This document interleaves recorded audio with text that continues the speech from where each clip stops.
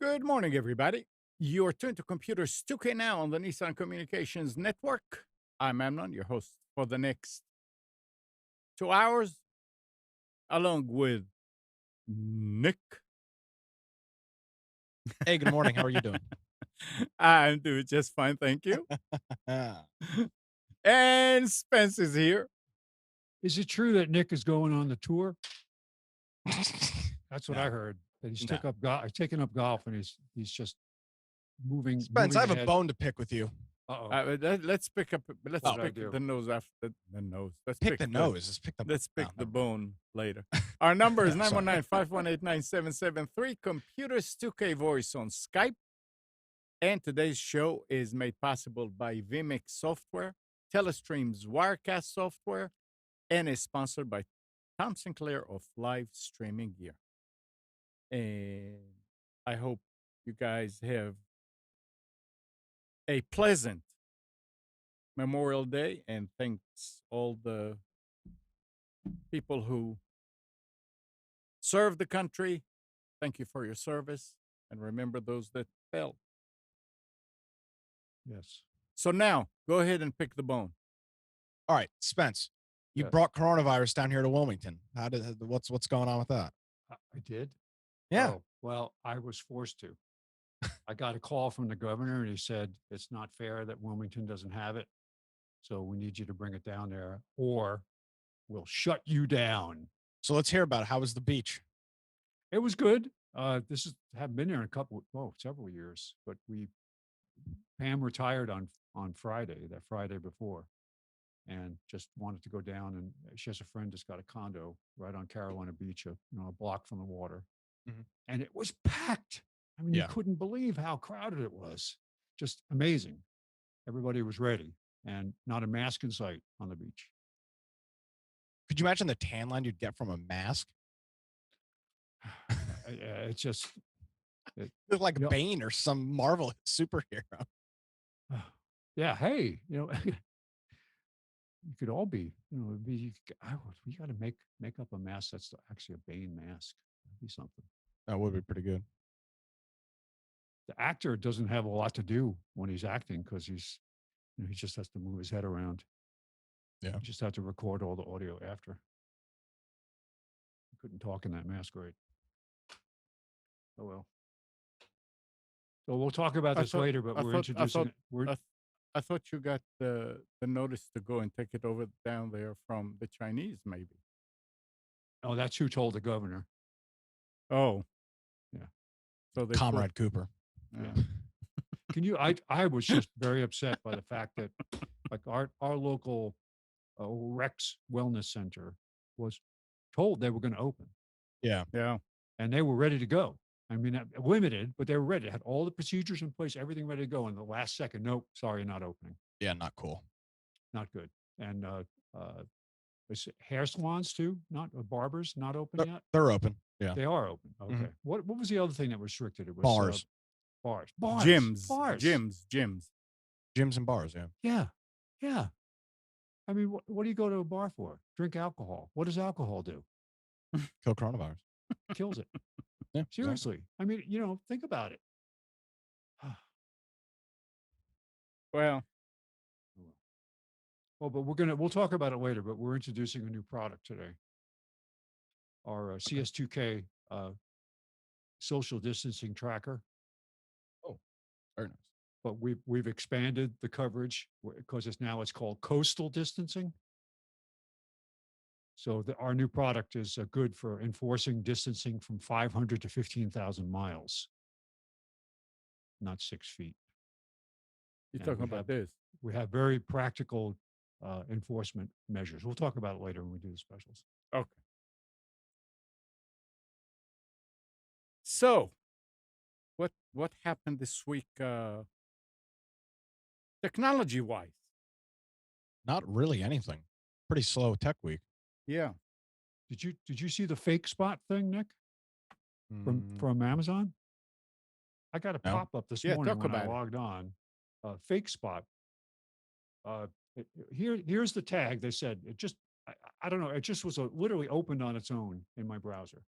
They said, "Did you know Amazon automatically provides you with the cheapest version of the product you're looking at, even if it's potentially fake? Most of the time, you cannot even return these items. Guardian by FakeSpot automatically looks for the first party sellers and rates them. Now, this might not be coming from Amazon, but this is Well, do you have the FakeSpot extension on your browser? no. See, I do because I use it. Let me So try opening this up. This is just an advertisement for FakeSpot. Then I thought. Let me try I thought opening this came- up in a different tab. See, I don't see that though. If I'm not, are you sure you don't have FakeSpot installed? I'll go look. This could be just an advertisement. Because I just opened it in an incognito window and I don't see it. But on mine, I do see it.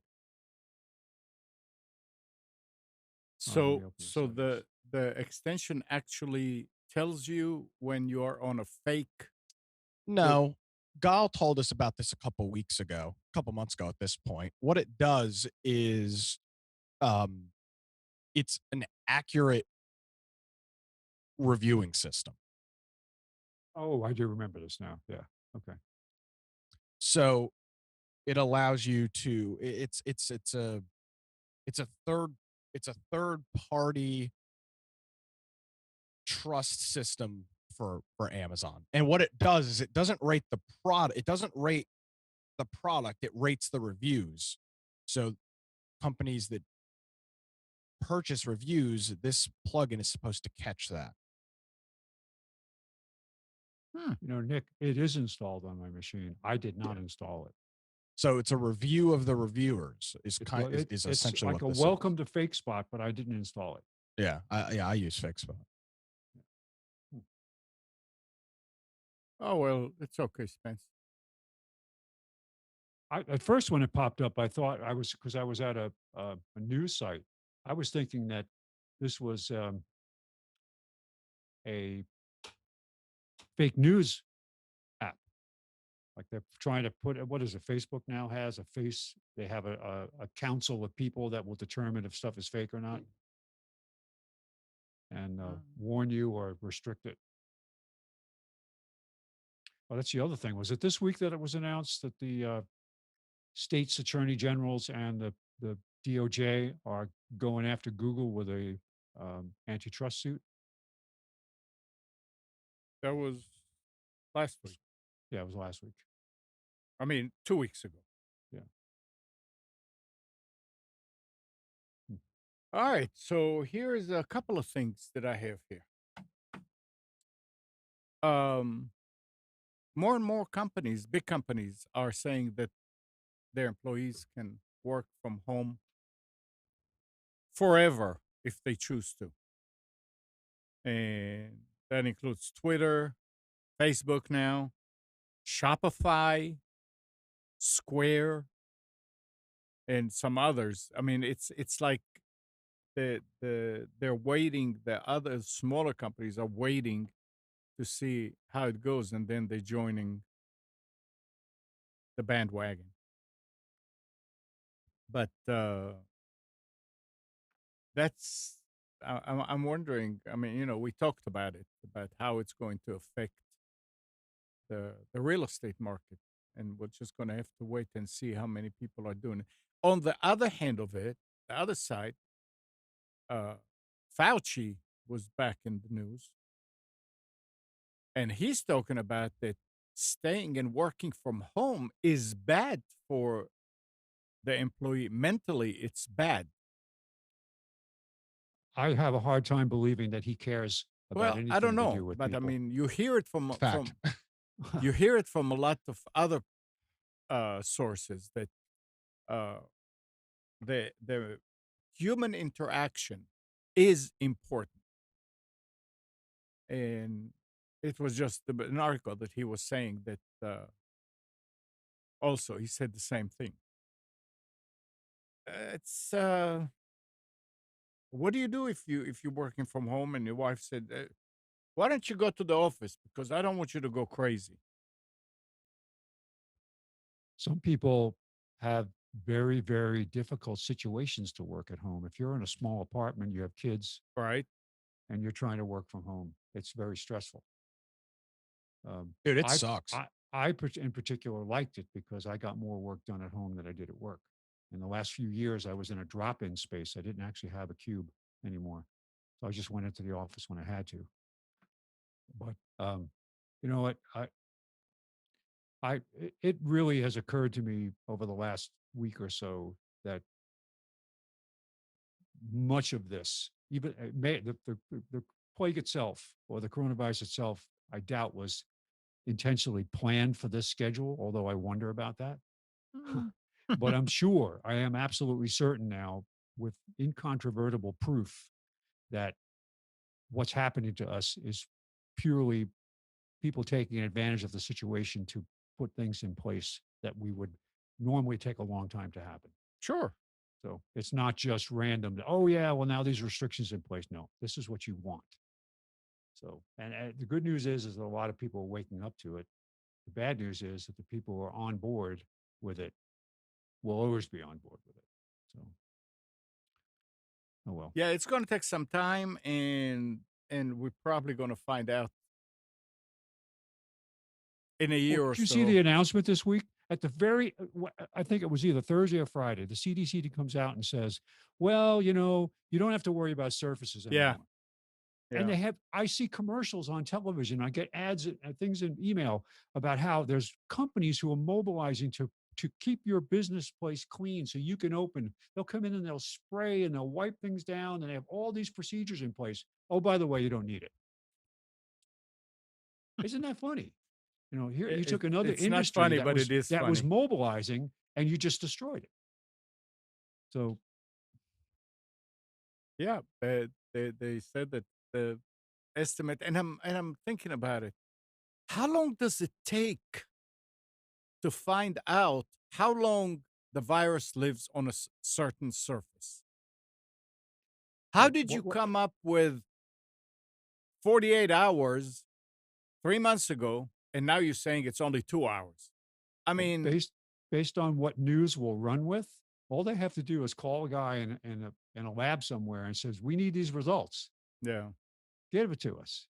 And if they even do that, I mean, this week it was the Washington Post and even Neil Cavuto came out and made these insane statements about how hydroxychloroquine is dangerous. It will kill you. Your heart right, will fail. And yeah, all this stuff. It's like, well, first of all, who told you that? right, Cite your sources. And then you've got anecdotal, and it's not anecdotal anymore. You've got actual studies, peer-reviewed studies coming out from all around the world saying how this stuff is used. If it's used properly and not overdosed and used for a period of time, it's very successful. So this is just total BS. This is something, news. this is what swung me over to the conspiracy theory side, is that we have people who are trying to, the whole thing, oh, we can't ever be right until we have a vaccine. Well, we don't have a vaccine for the flu that works. We don't have a vaccine for the cold that works. What makes you think we're going to have one for this? It's going to morph, and there'll be another vaccine after that. So it's going to be permanent lockdown, and you're going to have to get your testing done so you can do anything in your life. So Yeah, we'll just wait and see. we'll wait and see. In the meantime, we need to get back to work, And and and we are. I can't remember who it was. It was a person on Twitter was just saying, and get ready for the revolution, because people will be Well, so pissed. People will be so pissed off that, and they're not going to march on Washington. they're going to march on their states because Washington, yeah, there are problems, definitely problems there, but it's local state governments that are really the issue right now. Look at Florida. Did you see It- the Florida governor's statement? No, but let's not get now into Okay. All right. Never mind. Let's move on. let's move on. Um,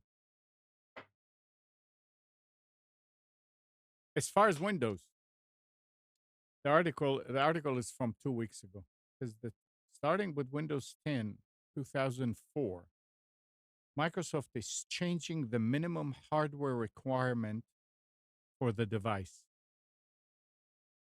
The change affects new, not existing PCs from OEMs only. According to the documentations, Microsoft isn't making available copies of 32-bit Windows 10 media for now. Microsoft is still allowing users to buy 32-bit Windows 10 at retail and to continue to get updates for the existing 32-bit Windows implementation. Anyone with a 32-bit PC, I don't know how many people are out there with Windows 10 32-bit. That's probably not that many. Probably people who upgraded. Yeah, but still, it's probably there'll be you'll be surprised to see. Oh, it is 64. They should be fine for as long as their devices remain usable, which I don't understand that. Beginning with Windows 10 version 2004, all new Windows 10 systems will be required to use 64-bit builds, and Microsoft will no longer release 32-bit builds for OEM distribution. This does not impact 32-bit customer systems that are manufactured with earlier version of Windows 10. Microsoft remains committed to provide features and security updates on these devices, including continued 32-bit media availability in non-OEM channels to support various upgrades installation scenarios. So they're trying to do away with 32-bit. They will still support it if it came with 32-bit. But OEMs, At least it sounds like they thought this through a bit to shut it off at the OEM build level Yeah. first right, and let the market adjust to that. Right.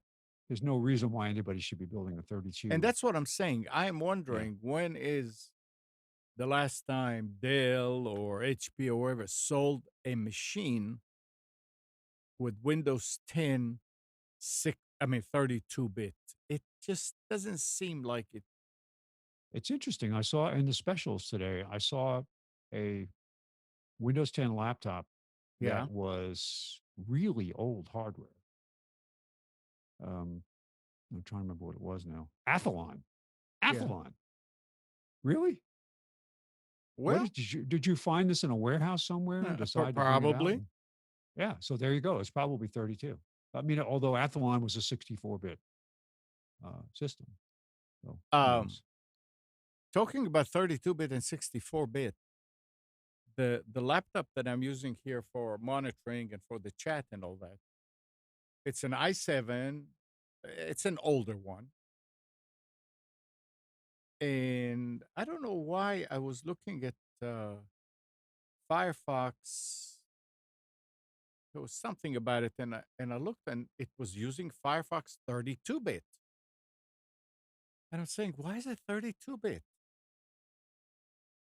So I went and reading and say you need to upgrade to 64. You need to remove Firefox and uninstall it.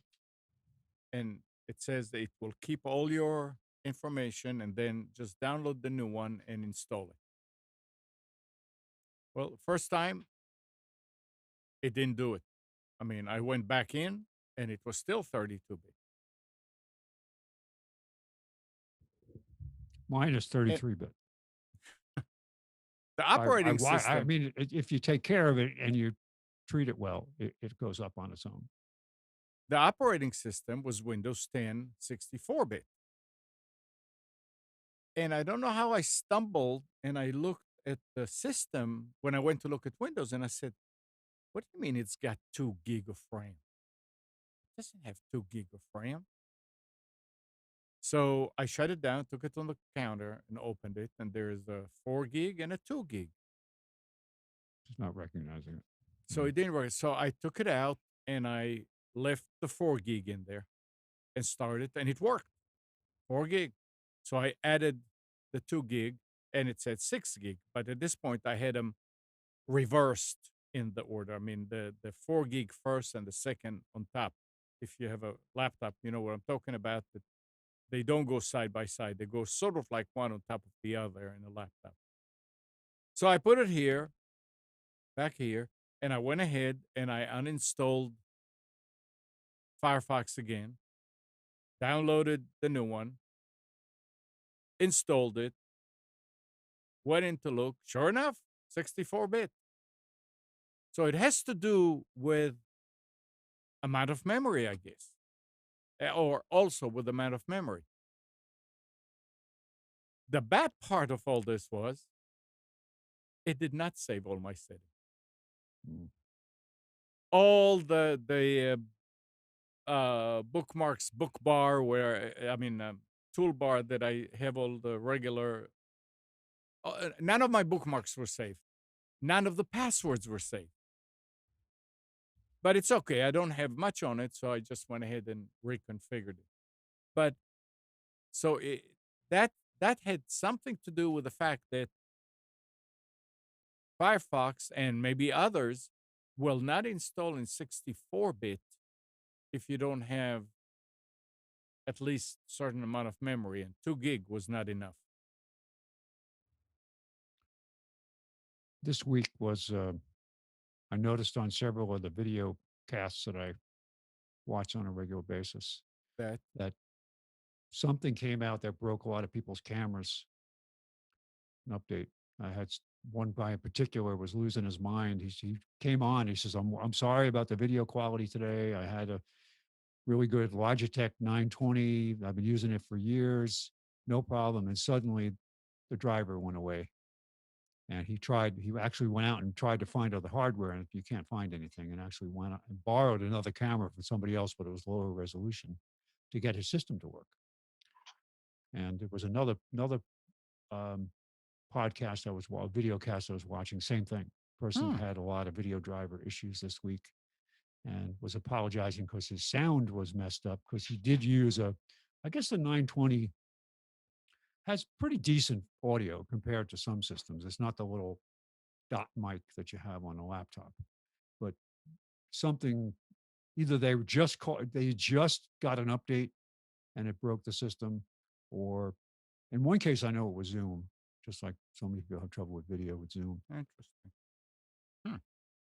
But yeah, it was just, it was funny because 2 or 3 times literally this week, I saw the identical problem. The guy says, "I'm sorry I'm late," or "I'm sorry my quality's so bad. I just." So what broke it? A Windows Oh update? no, well, that's what I'm thinking. It's a Windows update. I mean, I had the update on this system because I didn't use it last week being away.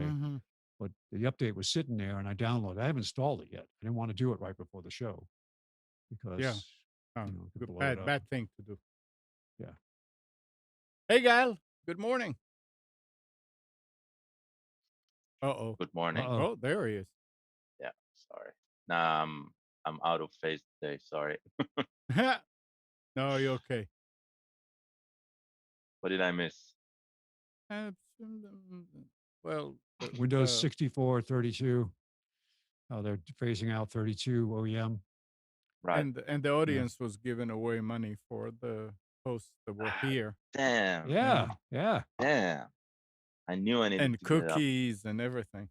Brought to your door. Just like the Publishers Clearinghouse. I've got some for you. Don't worry. I kept some.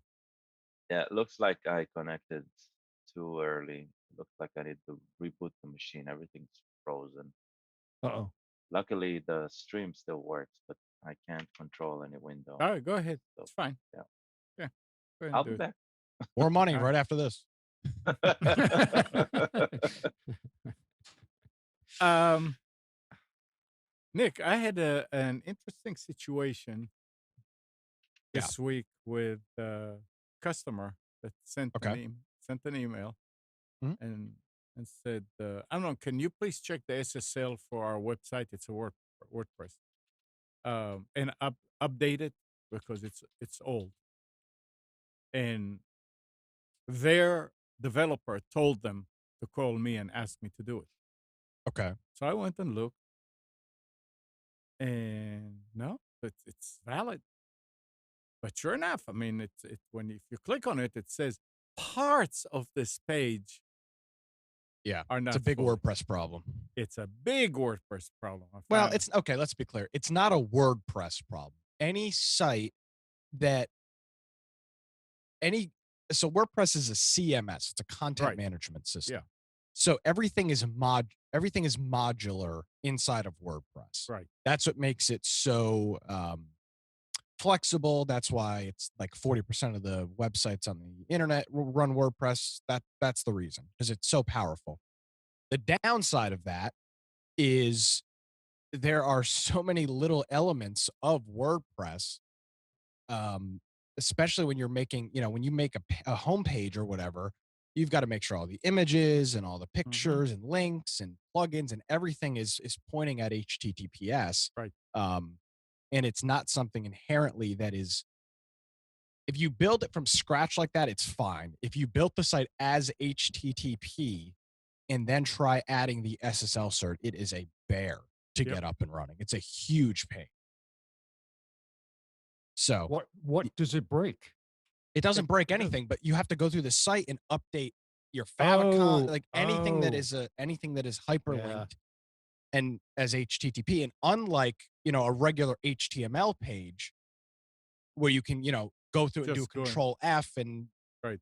find and replace or whatever, the stuff is buried all over the place. You have widgets in the widget menu and things in the footer and the header menus. And there's just a lot of different little places to go.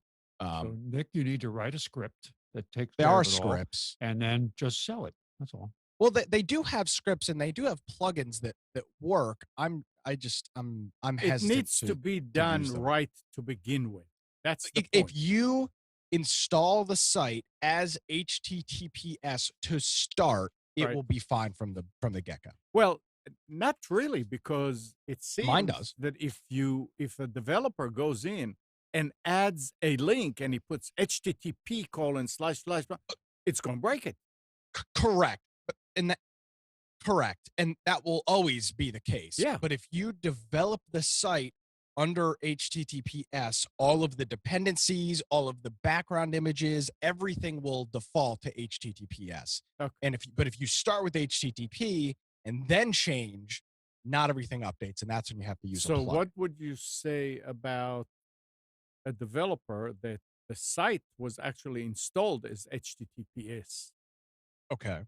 and worked, and everything was fine as far as the icon, that it's all secured, but when the developer started adding elements to the homepage and other pages, suddenly it's broken. And I went in and I saw HTTP : like the Pinterest. Well, that's because the developer didn't know what they were doing. That was my point, and Yeah. I didn't want to attack him, so I just told him that no, tell your developer that they need to go and make it right. All needs to be HTTPS. Yeah.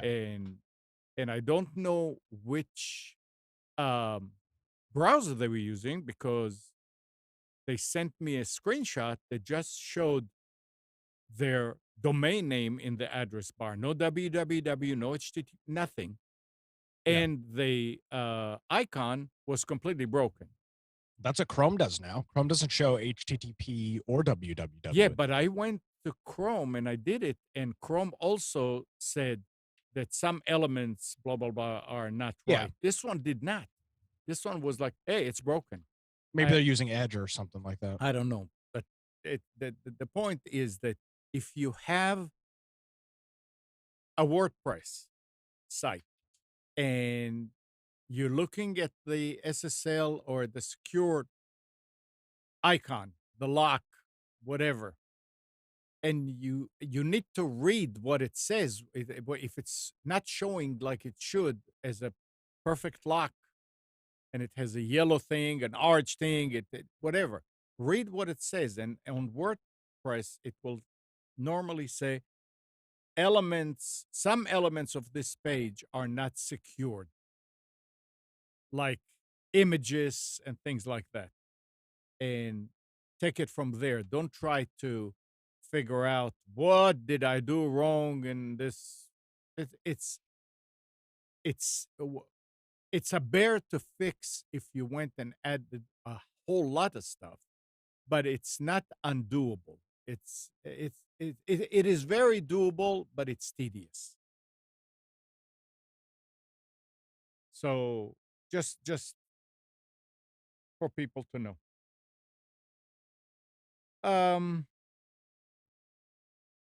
Gal is not back now. Nick, There I'll he let is. you talk about it.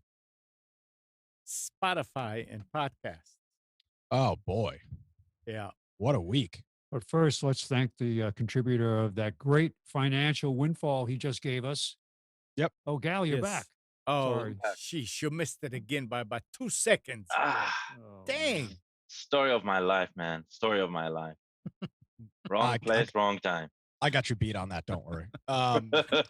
Yeah, what a week I forgot about this. This did happen this past week. So it appears now that Spotify is going to take over the podcasting scene. At least that's what the intention. I think their intention is, as the report is that they gave Joe Rogan $100 million over a couple years to bring his podcast exclusively, the full version exclusively to Spotify. That has to be a record. Well, I mean, think from a single deal. I'll tell Not you what though, record. Not it's a record. It's streaming. it's I'll tell you what though, that's a pretty good deal for them. And Honestly, you think, wow, $100 million, that's a lot of money. This guy's got the most listened to podcast in the world. And So I but- mean, Oh, I'm not saying he doesn't. yeah. Whether you By say the he way- deserves it or not is relative. by the Yeah, way, but- the 100 million, I mean, nobody knows. The 100 million was the low estimate. It went all the way as high as 200 million. yeah. So So I'm sure there's some incentives in there depending on viewership and things like that, like any contract. Right. There's obviously some guaranteed money and then I'm sure there's some performance benchmarks and things like that. So but so the real thing with this on the technological side is the RSS feed. Right. Right, because that's what a podcast is, really. Well, it's not.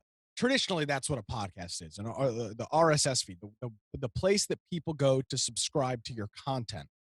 So the unknown at this point is what is going to happen to Joe Rogan's RSS feed, because he's got millions, tens of millions. He may have hundreds of millions of subscribers on this RSS feed, and it's just going to go blank.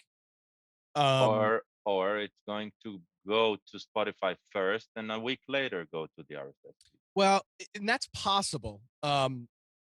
He just the statement that he made said that the full shows, there will still be clips and whatnot on YouTube, but the full shows will only be available audio and video on Spotify. And I think more than anything else, though, this is a big middle finger to YouTube, because they really have been dicking him around for quite some time with his show. They're constantly demonetizing it. They're pulling episodes down because it doesn't fit their health, whatever that Susan lady talks about, that doesn't fit their health and safety BS. It's just the whole thing's a disaster with YouTube. So between the money, YouTube, when their insane censorship, I don't really think Joe had much of a choice. it'd be crazy This- not to take it.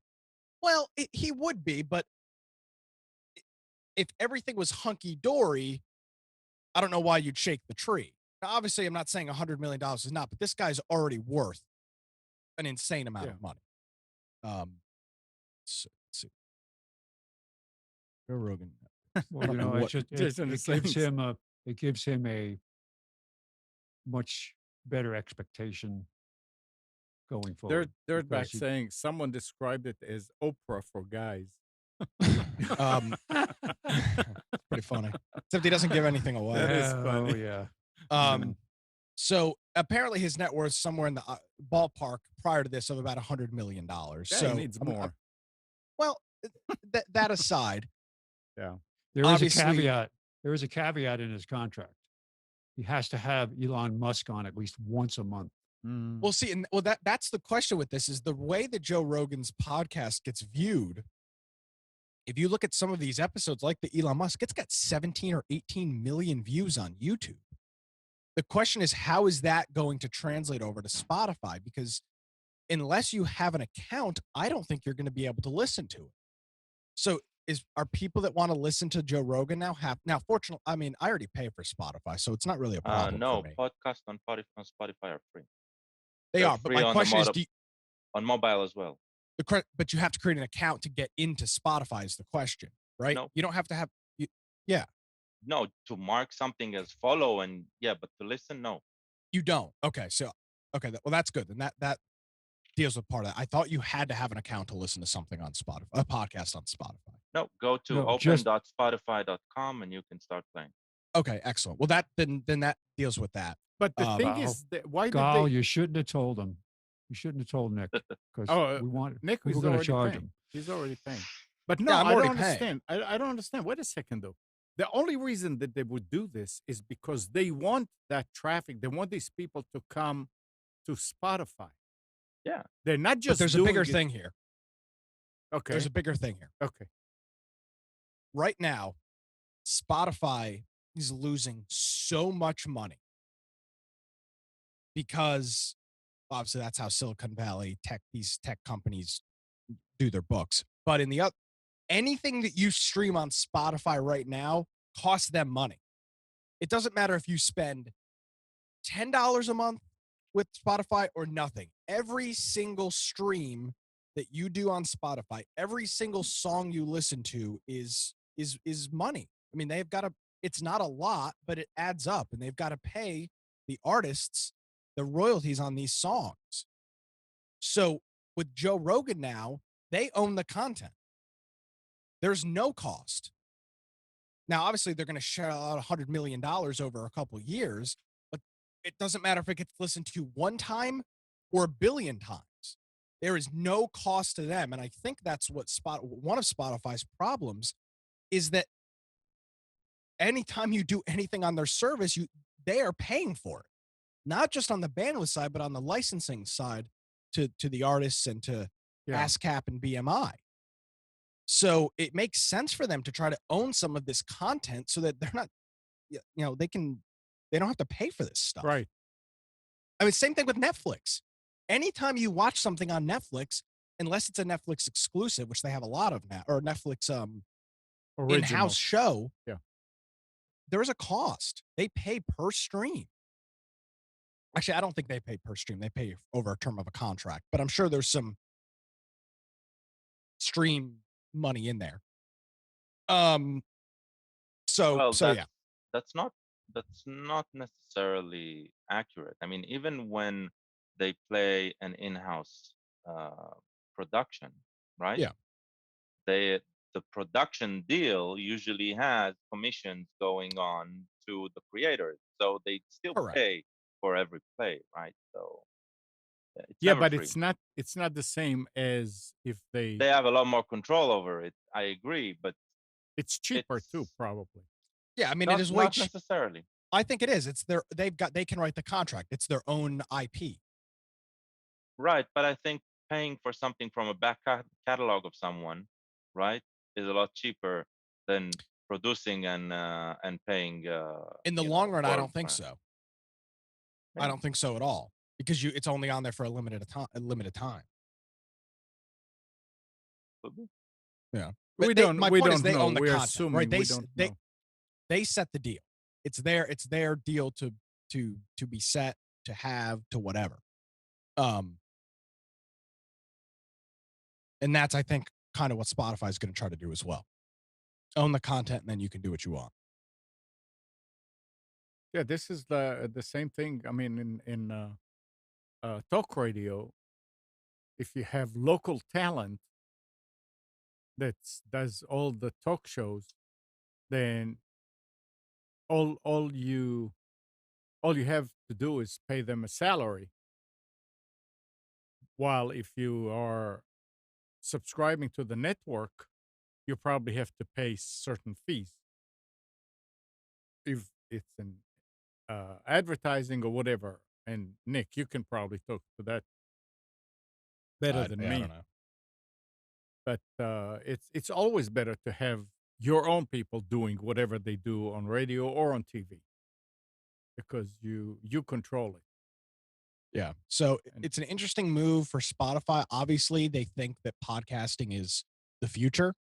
That appears obvious. I can't imagine they would have dumped this kind of money into something like this. and they're buying Uh, left But and this is right. not the first. This is not the first, or I don't even think it's the most substantial deal they've done on podcasting. They they've done some other ones, but those are very lesser known shows. well, they bought Gimlet. Yeah, and Gimlet's nobody's heard of Gimlet since they got bought. Maybe, I don't know. Yeah, I Gimlet mean has they I its never own. heard of it. You've heard about it. The Reply All podcast that I was talking about, that's Gimlet. yeah. Startup, that's Gimlet. They made TV shows. They're a very So prolific. so Nick, what are you saying that uh they swallow them in order to No, they don't swallow them, but I heard a lot more about them before they were on Spotify. I don't hear hardly anything about them. Oh. I'm not saying people aren't listening. It's just I don't hear about them like I used to. That's all. And I have a feeling Joe Rogan's going to be in the same boat. I mean, as popular as he is, the key with yeah, obviously, if you want to listen to it, you'll do whatever you need to do to listen, right? That's that's just a given, right? And It doesn't matter. But for the passer buyers or the drive buyers or whatnot, the question is how much are they willing to adjust their whatever to listen to listen to a show? So that's the unknown. Now, I don't think Joe Rogan's going to sail into obscurity, but I'm sure something will so happen. Nick, during the week when you were talking about it on one of the hangouts, you were also talking about being able to add it to your RSS feed. Yeah. Well, so And that's the there other was a problem with problem. Spotify is that Spotify wants to be a podcasting app, but um you can't put your own RSS. Now you can submit your show to Spotify, but they don't have um a place for you to add a custom RSS feed just for you to listen. And that's going to be a problem. So, for example, when Spotify decides they don't want somebody's show on their platform, there is literally no way for you to listen to it. All podcasting apps have the ability for you to add a local RSS feed to your app. So it's not on a directory, it's not in a store, it's just locally on your app. So it's a sort of a thing like you get a you get a book and it has an index to it, and then you want another book that would be physically with No. with the original one. You stick it to the back of it and you add the index somewhere. You add your own index so you can Well, read. yeah, no, not really. It's not an index. The problem is censorship, right? So when Spotify decides, for example, that they don't like Alex Jones and they rip Alex Jones off their platform, which they already have done, and now they want me to use them for all of my podcasting, how do I listen to him on Spotify? The answer is I don't, because I can't add a custom RSS feed, which is stupid. It defeats the entire purpose of podcasting. So, And you can't get the stream, especially let's say Joe Rogan now exclusively works through Spotify, doesn't have an RSS feed, so nobody can download these MP3s of the correct. shows, right? Then if he pisses off Spotify in any way, yeah, I get what you're saying.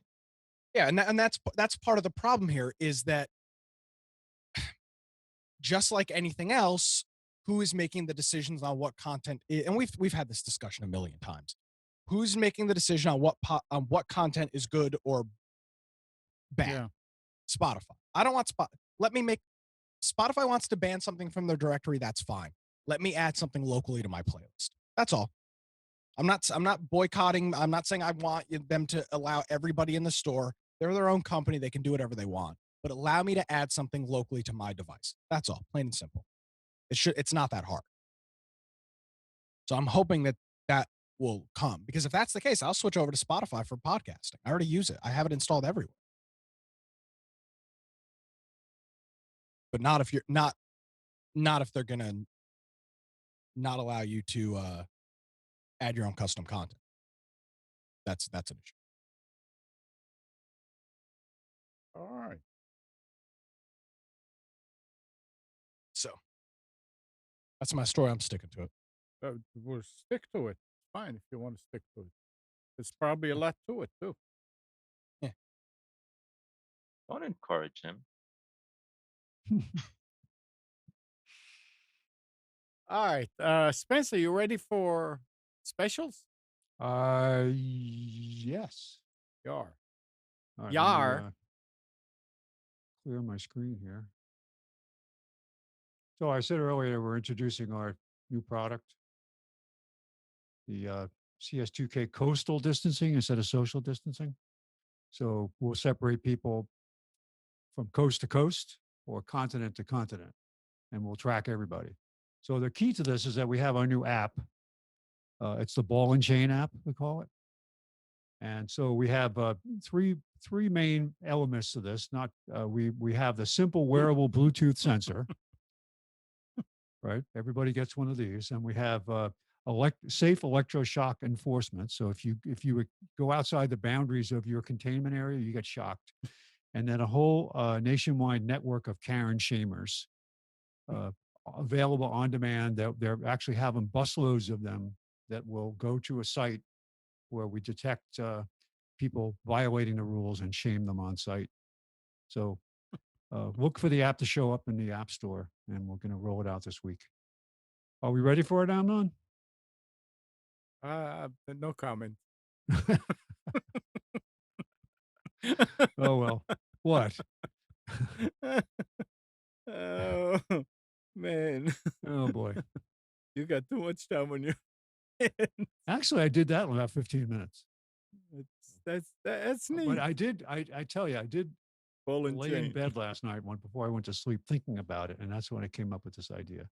So, oh, Yeah. well. So kind of getting back to normal here with specials. The retail sites are still limited, but they're planning for getting back into open stores. I believe where we are now, stores are open, retail stores are back open again, that were considered non-essential, but with the same distancing rules.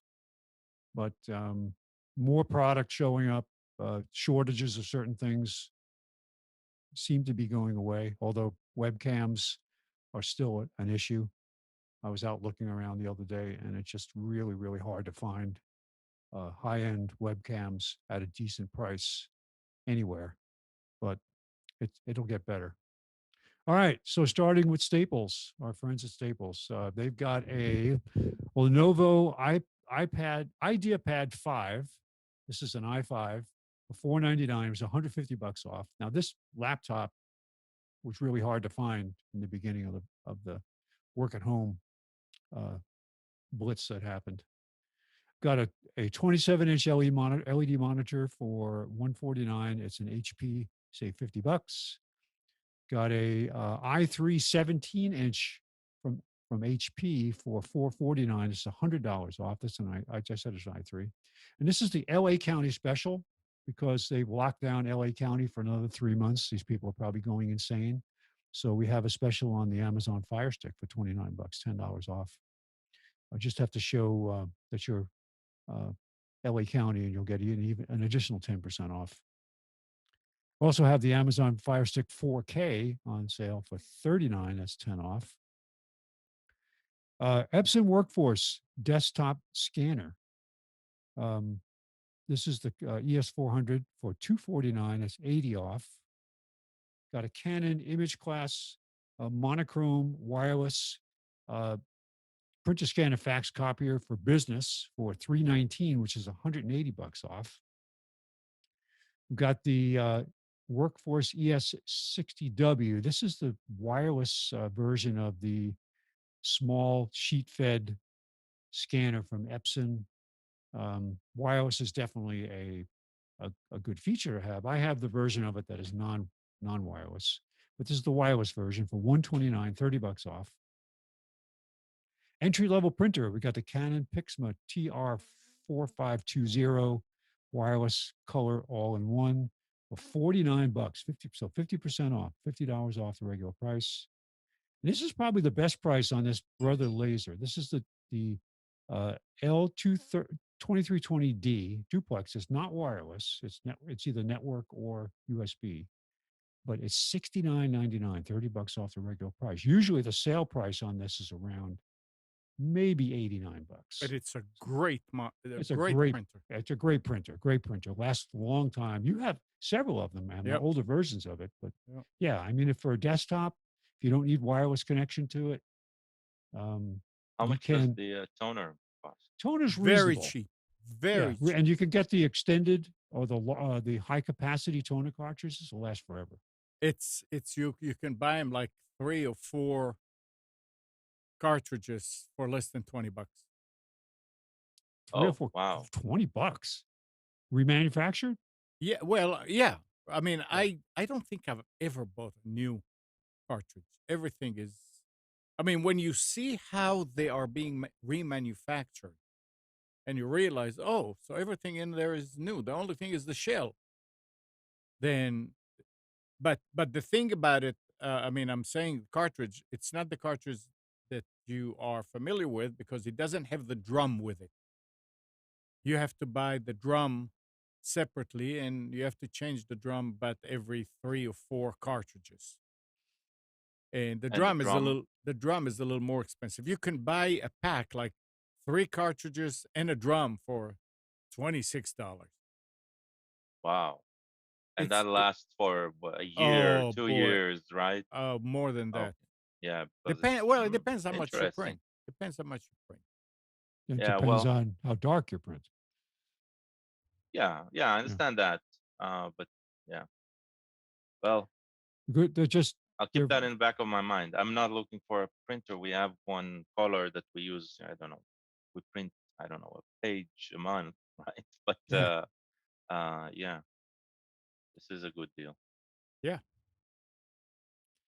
All right, we've got an in-store only special on an HP Pavilion 590 desktop Intel i5 12 gig RAM, $549, which is looks like $80 off regular price, 12%. And then finally, this is for you, Amnon, 12 pack of Sharpie fine point Mm-hmm. pens, $791. Stock up. Regular, what does it say? Oh, 1130. I was cut off at the bottom of the page. It looked like it was Yeah, 1130 regular. $511. No, it's not that. So good deal there at Staples. Welcome back, Staples. Office Depot, Office Mac also ramping up, where they were one of the hardest hit from a specials perspective on what they had to offer and how you could see all of them had cut back on web page development through this whole thing. You could just see that there were artifacts of um, I wouldn't say inattention. I think it was literally just because of the fact that I'm sure they didn't have as many people working on it. So nobody's fault. Okay. They have a 23.8-inch LED monitor for $99. This is an HP. Save $35. Oh, wait, I got to get closer to see what that $30. We've got an HP. This is the machine I talked about, an Athlon. Athlon. What did they get? What did they dust this off from? Wow. Athlon Silver, 4 gig, 64 gig eMMC storage for $259. Yeah, good browsing machine. Normally 379 or no, I'm sorry, 279, $30 off.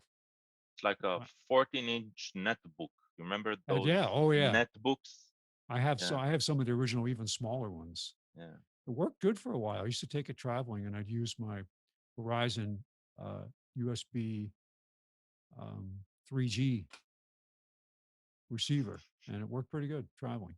Yeah, but look at this one and the next one. Look how intense is the light coming through the window. Oh yeah. Well, the first one, the picture was taken at night, and the second one was taken during the day. So that's why.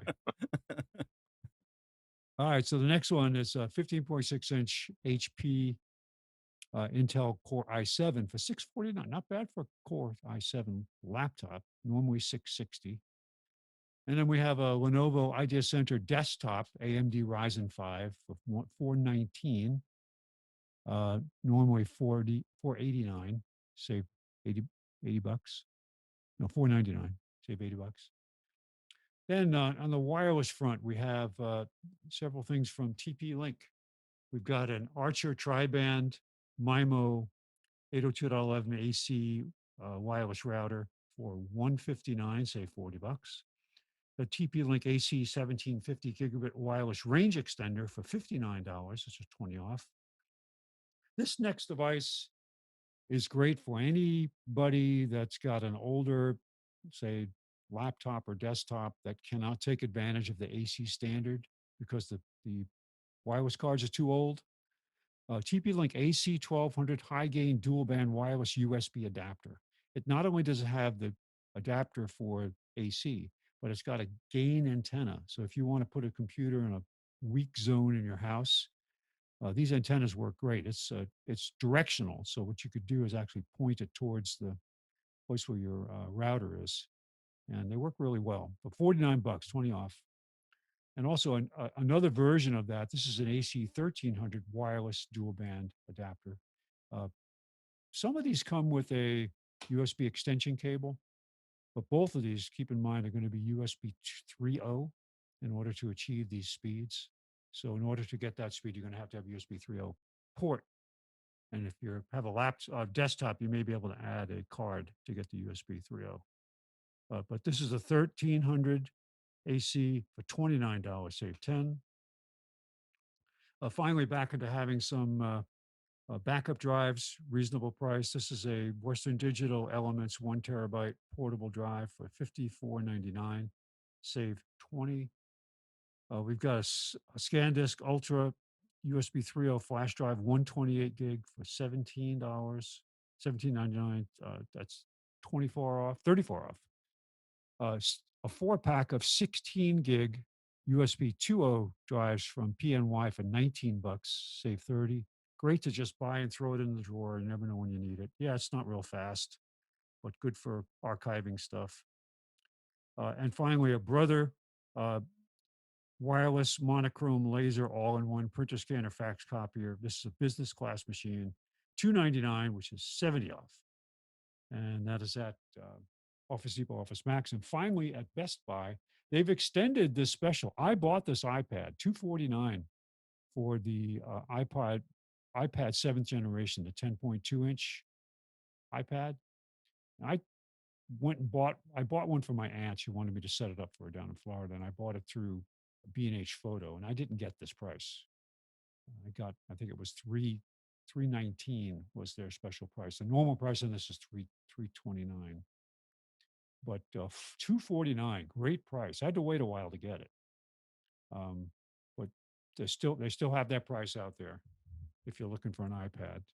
What a difference! I had an iPad 2nd generation was my latest one. What a dog compared to this. Okay, some laptops. We've got an HP 14-inch Chromebook AMD A4 for $199. That's $50 off. Got an HP 14-inch touchscreen Chromebook for $319, which is 80 bucks off. It's a Celeron. for $319. So I would Intel buy the Celeron. Yeah. Athlon. Well, hey, I would it's buy the because Athlon for I think you're still seeing the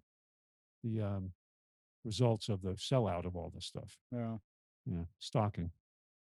HP 15.6-inch Ryzen 5 for $499. That's 100 off. And an Asus 14-inch touchscreen Ryzen 5 for $599. That's $100 off.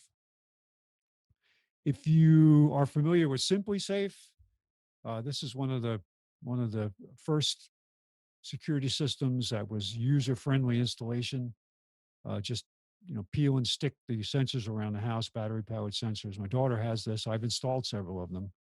It's a good company, and this is a good starter kit. It's $249, regularly, well, $120 off the regular price. And SimpliSafe remains still the cheapest company out there for monitoring. The monitoring is $14.99 a month. Now, keep in mind that the monitoring cost does not include the cost of using the app. So the cost will go up. If you want to have the app on your phone, it's going to cost more. But How much more? I think it's like $10 or $15 more a month. But it depends on what you want to do. This, as a basic system, the nice part about this is you can install it and take it with you when you're done, because everything is battery powered. Although the base station has AC power and it has battery backup built in, the base station uses either Verizon or AT&T as the backhaul. But my daughter uses this. She loves it. She's got the cameras. She's got brake sensors. She's got motion detectors all over. And this is a great product for an apartment. So it doesn't have to be a house necessarily. Okay, so there's a new version of the Ring doorbell coming out, camera, for $99, and it's pre-order now, but a cost-reduced version. Not sure what you'll be limited to with it, whether the camera resolution or some of the features of it are different. But hey, for $99 for Ring, Ring has a great ecosystem of cameras and so on, building and building on it all the snitches. time. Huh? And snitches. They have a great network of snitches. Oh, snitches. Yes. Oh, yeah. This is we're going to call this the Karen doorbell. So it actually yells at you if you do something wrong. Be fun. Yeah. Western Digital, 8 terabyte USB 3.0 desktop drive for $139, save $60. Got an Acer 21.5-inch monitor for $99. And finally, TP-Link Archer AC 1900 dual band Wi-Fi router for $109, and that's all at Best Buy. Well, thank you, Spence. We haven't decided what we're going to charge for the app yet. No, we're not going to. We're just going to give it out. Give it out free, but then to subscribe for the service is going to be the cost. Yeah. Right? Or no, actually, we're going to get municipalities to pay for this. No, they're going to buy it. No, they need to call us, and we will work out an individualized plan. That's it. We only work for the metadata, man. Only That's the it. metadata. Yes. And I thought about it when I said 15,000 miles. If you're on the Earth and you try to put somebody at 15,000 miles away, or actually closer to them than that, because to get if you go out 15,000 miles, you have to go all the way around to where the Earth is 25,000 miles in circumference. So you're actually 10,000 miles away from the person when you set a 15,000 mile limit. I guess you have to take into account the ocean, right? Oh, well. All right. That's it for Computers 2K Now specials for May 24th, 2020. Thank you, Spines. You're welcome. 919-518-9773. Computers 2K Voice on Skype. If you have any question, if you have a comment, just call us. So I got a question. Yes, sir.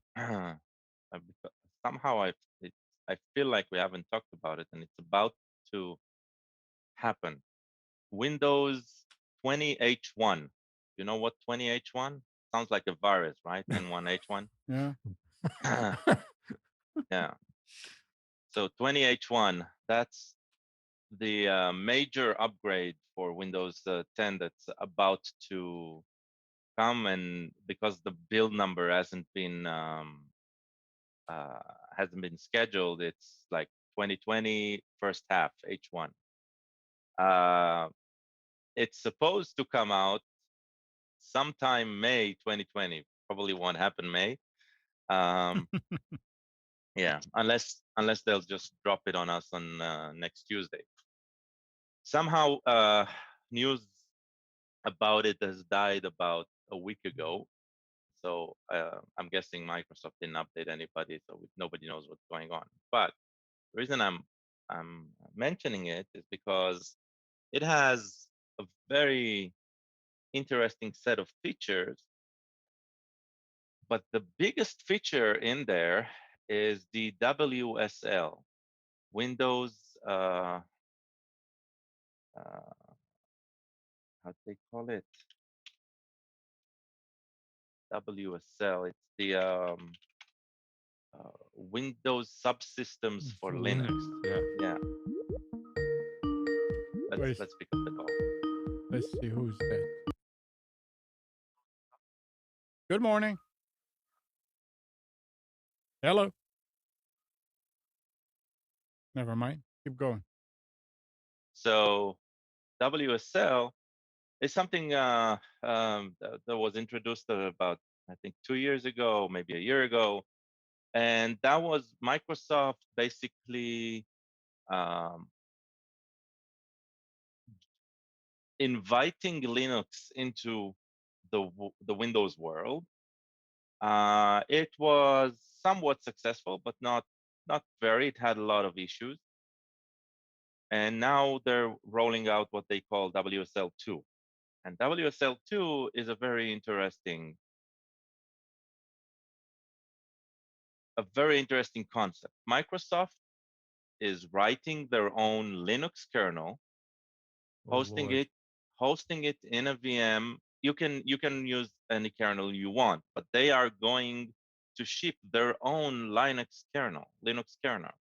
And that is I'm just thinking of Microsoft of the 90s, right? And looking at today, and they are embracing Linux in such a way that is it feels a bit sacrilegious, right? It's like Microsoft, this closed source, very very rigid producer of software, is embracing open source in such a way. Now, building their own kernel, right, means they are also contributing upstream to Linux kernel development. So it means they are active. It's not just like, oh, we're going to create our own Linux. They they still need to work within the confines of what a Linux kernel is, right? And that is a really really interesting approach. And what it will allow any any Linux application to run within Windows. And that is a step forward in so many directions. Suddenly, the Linux ecosystem, whether it's based on Ubuntu, on Arch Linux, or any flavor, any distro, you can install it not as a secondary VM that you work with within a window. It's going to be part of and interact with everything in the system. Probably not exactly the same as any Windows um, application, but very very close to it. Um, if you're coming from the Linux world, WSL1, what they had until now, was what similar to what Wine was in the Linux, allowing you to run Windows application in a somewhat workable way, but it always had limitations because there were no, unlike a VM, there was no real emulation of core systems. It ran a lot of DLLs in user space and tried to allow software to think it's inside a Windows ecosystem. This is going to be something completely different. And WSL is really exciting. I think what is even more exciting is this slew of offerings around that Microsoft wants to somehow pull in Linux people, Linux admins, to feel a lot more at home inside a Windows machine. And probably the most interesting application that anyone can go and download today, if you just open your Windows store, you can download Windows Terminal. So Microsoft wrote a terminal application. I don't think it's the best out there. I think there are free terminals that work much better, but it's still a very, very good, finally a good console, command line console for Windows. You can run PowerShell within it. You can connect via you can connect to SSH connection through it, and a tabbed interface, right? A modern terminal. It took them about 30 years to figure out how to write a modern terminal, But yeah, so uh, and that's something you can download today. You don't need to wait for 20H1. But yeah, it's we are something is changing in this 2020 in the Windows world, and it's very, very, very interesting. Microsoft is becoming a first-class citizen. Sorry, Linux is becoming a first-class citizen inside Microsoft Windows. Feels a bit reminiscent of DOS days, where Microsoft introduced this interesting shell called Windows. So I don't know. It's Linux is gonna take over. It's weird. It's like, what's the plan here? Why? That is the unclear part, right? Because that's really a philosophical discussion. But yes, It's Windows is introducing this Linux kernel into the OS. I mean, I would be it, really, really interested to see Linux drivers suddenly taking over, right? And then we get Linux file systems easily mounted within Windows. It's like something is going on here, and I don't understand what the path is, but it's really interesting. Could this be one of the reasons why they're phasing out 32-bit? Well, I mean, I mean, they would have done it. I think they should have done it anyway. But 32-bit should have been phased out a long yeah, a time long ago, time right? ago. But So, now yeah. at least they're getting around to it. they so. are just building a bridge for everybody to go from Windows to Linux. That's all. So maybe in a few Right, but that years, doesn't make sense, I right? know. If you are the producers of Windows, Yeah. so Here what is behind this? they want to Are get rid they of Red going Hat. to? Are they going to look? They currently write probably one of the best editors, the best development environment, right, for any platform. But that's Visual Studio Code, and they write it for Linux, Mac OS, and Windows. And it's an open source Microsoft project. So they have upped their game in such a way, right, that is really not really doesn't feel like Microsoft, right, anymore. And it in a good way. But it's, where is this going? Are they are they going to become this great open source company? It's like it feels even wrong thinking that, right? So Well, yeah, it's very interesting. Very interesting. we'll wait and see. Yep. Yep. All right. Let's see what else. Um, I this is highly unusual, but I'm still gonna. Netflix said Thursday it will ask customers who have not watched anything on the on-demand video streaming service in a year or more if they wish to maintain their subscriptions, and will cancel the subscription if it does not receive a confirmation. Wow. What? Am I going to be paying for a subscription and not watch it and let it go for month after month after month? Well, forget about that. They are actually taking a step Well, in my direction. That is interesting. I'm really wondering who they're trying to get points with, though, right? Where's the yeah, cost true. benefit? True, but there's no benefit other than the upkeep and maintenance. But I don't know. Maybe there's some uh, regulatory thing happening in the background that we don't know Maybe. about yet. Right. Yeah, that's a good point. And they're just getting ready for that, Yeah. putting the horses in front of the wagon. Yeah. Interesting. And do you guys remember when AT&T came up with their own 5G? You mean the stickers? So AT&T says it will stop advertising its wireless network as 5G evolution after a division of the Better Business Bureau determined that its language was misleading. Look how long it took. Look how long it took. Amazing.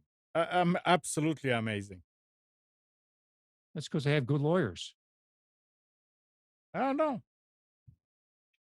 I guess at this point they should actually be introducing a real 5G. Now let's talk a little bit about. I wonder what happened to Nick. He's also not answering my text. These Windows drivers broke. I don't know.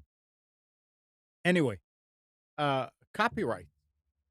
That's interesting for a lot of people. A woman must delete photographs of her grandchildren that she posted on Facebook and Pinterest without their parents' permission. A court in the Netherlands has ruled. It ended up in court after a falling out between the woman and her daughter. The judge ruled the matter was within the scope of the EU GDPR. One expert said the ruling reflects the position that the European Court has taken over many years. The case went to court after the woman refused to delete photographs of her grandchildren, which she had posted on social media. The mother of the children, had asked several times for the pictures to be deleted. The GDPR does not apply to the purely personal or household processing of data. However, that exemption did not apply because posting photographs on social media made them available to a wider audience. That's what the ruling said. With Facebook, it cannot be ruled out that placed photos may be distributed and may end up in the hands of third party. The woman must remove the photos or pay a fine of 50 euros for every day and blah, blah, blah. And she can't post any more pictures of her grandchildren, or she will be fined an extra 50 euros a day. So, Interesting. Very interesting. I mean, people need to watch, and it's sort of like privacy in reverse. Well, not in reverse. It, It's it's privacy amongst private citizens as well. well, I mean, but privacy, we've been giving it up, whether we liked it or not, for a long time. Now it's like it's coming back and say, hey, yeah, you have it. Oh, well, That's what I mean in reverse. That's ruling in the EU. Yeah. First of all, I find it really Well- interesting that a family feud like this happened in court, right? Well, that's because the the falling out between the mother and her mother. Yeah, yeah, yeah. No, So first rule is stay on good relations with your obviously, right? parents Obviously, and with your children. yeah. Unless they And deserve it. I really doubt, right, that. So I'm first of all, I'm with the mother of the kids, and I Yeah. understand her request, right? Even though I have no problem posting things in social, I haven't done social media in a long time. So, but even though I have no problem posting things in social media personally, uh, I do understand those who are strictlers about it, right? And I wonder if that dispute is basically a generation gap thing, right? The comparing the, you know, the things I used to worry about uh, compared to the things we worry about today. And so the grandmother, she probably has a lot less concern about what Facebook has access to more than what she and her friends has access to. And Or she's not aware. no, I mean, she has a lot less concern. That's part of not being aware, right? Choosing not to, uh, after getting into a dispute like this, right, with the daughter trying to force the grandmother. I'm guessing that by the time it got to the court, the grandmother could no longer claim ignorance about this, right? That's She true. might A not good point. believe, she Good might point. not, right? But it's no longer, she's talking nonsense, right? It's a matter of choice, and she thought she had choices here. And I agree with the mother here that even though it's within the family, the ruling, I agree with the ruling. I just don't think it should have, went to court and Gotten to wasted the that court's point. time, Yeah. right? Yeah. But yeah, so yeah, I find it very interesting. um I mean, I'm guessing we'll hear rulings similar to this eventually in the states as well, and in other places as well.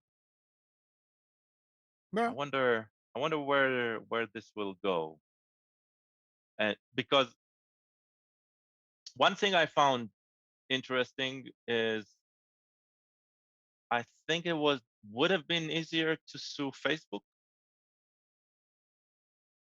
because GDPR protects the citizen, yeah. right?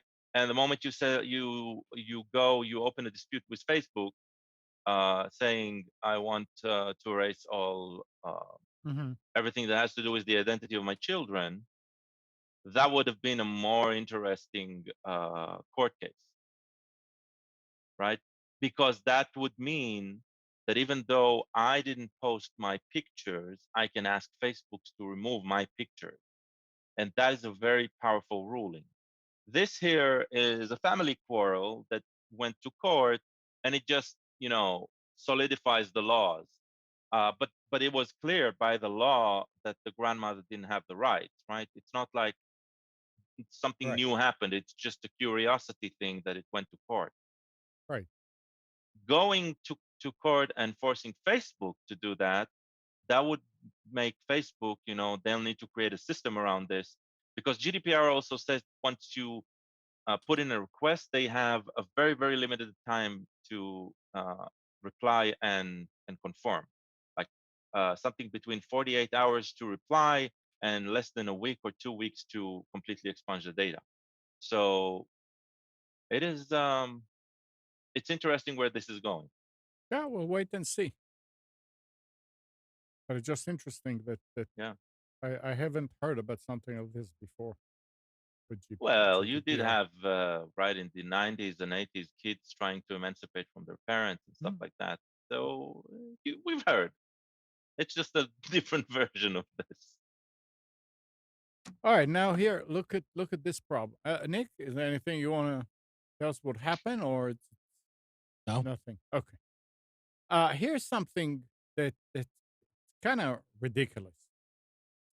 Many high school students around the country completed advanced placement tests online last week, but were unable to submit them at the end because the testing portal doesn't support HEIC images. Yep.